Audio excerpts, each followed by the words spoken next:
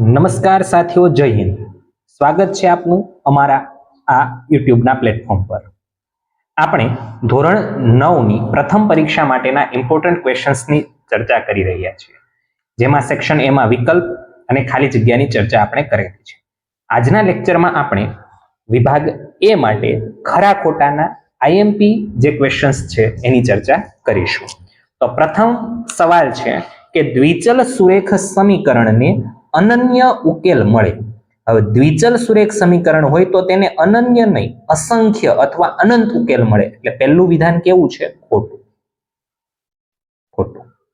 બીજું, જો AB બરાબર PQ અને PQ બરાબર XY તો AB બરાબર XY. ઓકે, AB બરાબર PQ છે. અહીં AB બરાબર શું આપેલું છે? તો કે PQ આપેલું છે.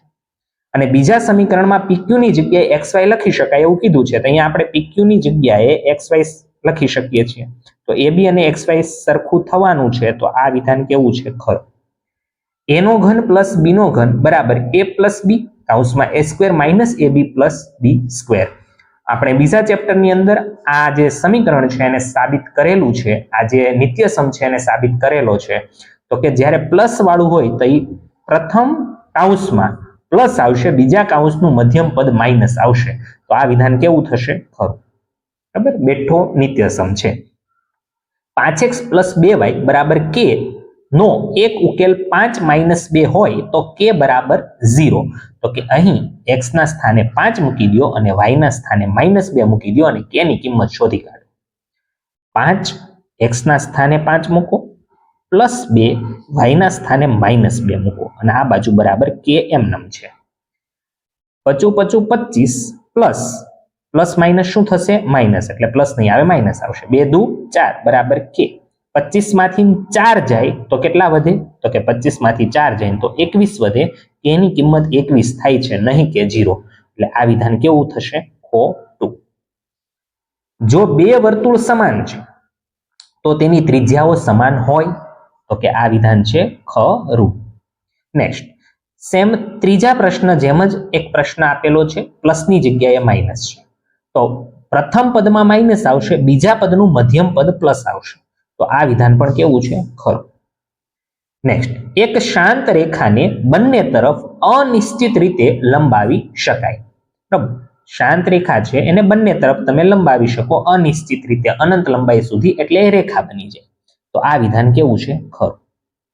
દ્વિચલ સુરેખ સમીકરણને અનંત ઉકેલ હોય છે. જો પહેલો પ્રશ્ન એવો હતો, દ્વિચલ સુરેખ સમીકરણને અનન્ય ઉકેલ હોય છે, જે ખોટું હતું. અને ત્યાં મેં તમને કીધું હતું કે દ્વિચલ સુરેખ સમીકરણને અસંખ્ય અથવા તો અનંત ઉકેલ હોય.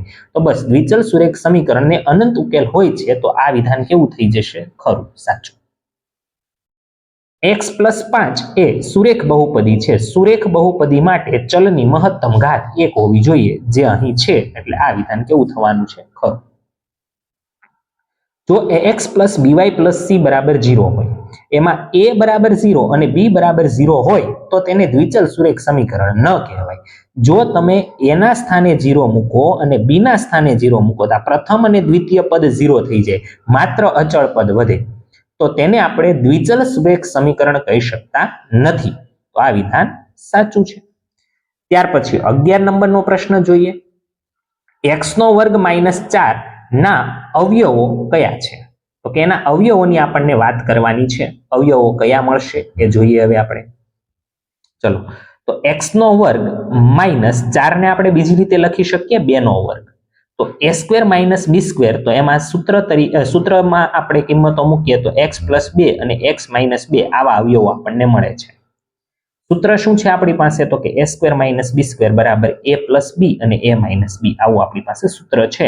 આને તમે ક્રમ બદલી શકો, ગુણાકારમાં ક્રમના નિયમનું પાલન થાય, એટલે x - 2 ને પહેલા લખ્યું છે અને x + 2 ને પછી લખ્યું છે, પરંતુ એ વિધાન સત્ય છે. ત્યાર પછી બે ભિન્ન બિંદુમાંથી પસાર થતી અસંખ્ય રેખા હોય. મિત્રો, બે ભિન્ન બિંદુ હોય તો એમાંથી પસાર થતી માત્ર એક જ રેખા મળે, અસંખ્ય રેખા ન મળે. એટલે આ વિધાન કેવું થશે? ખોટું.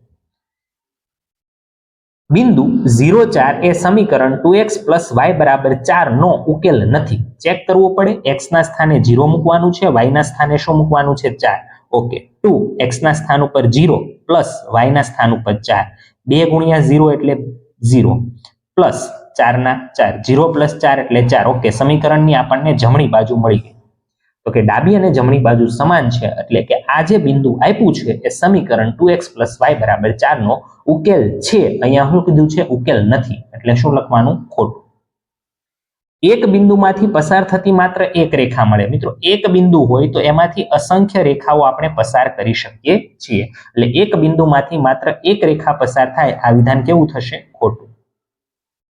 ત્યાર પછી કોઈ પણ બહુપદીના શૂન્યોની સંખ્યા તેની ઘાત જેટલી જ હોય. ના, કોઈ પણ બહુપદીના મહત્તમ શૂન્યો એની ઘાત જેટલા હોય. શૂન્યોની સંખ્યા ઘાત જેટલી હોય એ ખોટું પડશે. ફરી વખત કહું છું, મહત્તમ શૂન્યો ઘાત જેટલા હોય. મહત્તમ શૂન્યોની સંખ્યા ઘાત જેટલી હોય. એટલે કે તમને કોઈ બહુપદી આપી છે, ધારો કે x² - 4. શું બહુપદી આપી છે? આપણે હમણાં જ લીધી, x² - 4. આ બહુપદી આપી છે. તો આના આપણે શૂન્ય શોધવા જઈએ તો આની ઘાત કેટલી છે? 2. તો મહત્તમ 2 શૂન્ય મળે. 2 જ મળે એવું નહીં, મહત્તમ 2 શૂન્ય. મહત્તમ 2 શૂન્યનો અર્થ શું થાય? 2 પણ શૂન્ય મળી શકે અને 2 કરતા ઓછા શૂન્ય પણ મળી શકે. 1 અથવા તો 1 પણ શૂન્ય ન મળે વાસ્તવિક સંખ્યામાંથી. એટલે જ્યારે પણ બહુપદીની ઘાત જેટલા શૂન્ય હોય આવું કે તો ખોટું. મહત્તમ શૂન્યોની સંખ્યા ઘાત જેટલી હોય આવું વિધાન આપેલું હોય તો સાચું. તો અહીં આપણે ખરા ખોટા પૂર્ણ કરીએ છીએ મિત્રો. જય હિન્દ, જય ભારત, જય જય ગરવી ગુજરાત.